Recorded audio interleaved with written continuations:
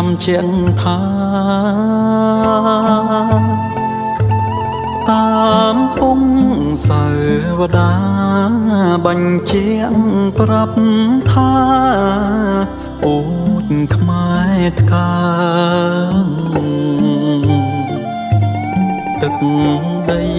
ខ្មែរធំទូលំទូលាយសពសាយរុងរឿងគេឯង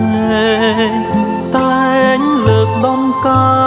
ងដំកល់ជាតិយើងចាត់ទុកឡើងជាជាតិច្បង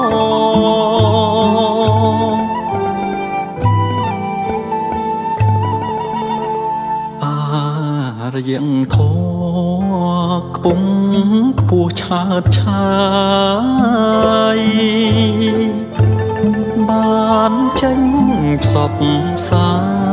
យគ្រប់ទិសទាំងឡាយចុងបូពី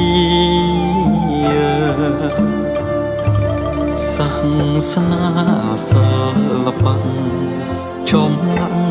វិចិត្តគុំនិតសិក្សាដន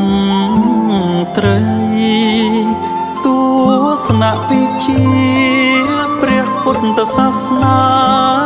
ជាគោលការណ៍ដែលខ្មែរផ្សាយទៅ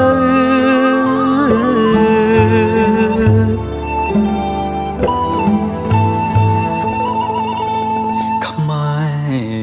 រអើយចូលស្ដាប់សាវតា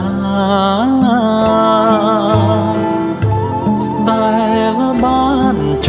រចាបញ្ជាក់ប្រាប់ថា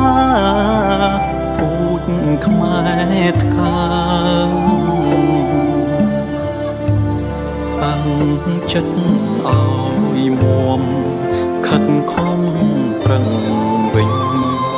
បញ្ចេញដំកើងដំឡាយនៃជាតិខ្មែរយើងឲ្យបានរុងរឿងជាថ្មីឡើងតាមសើ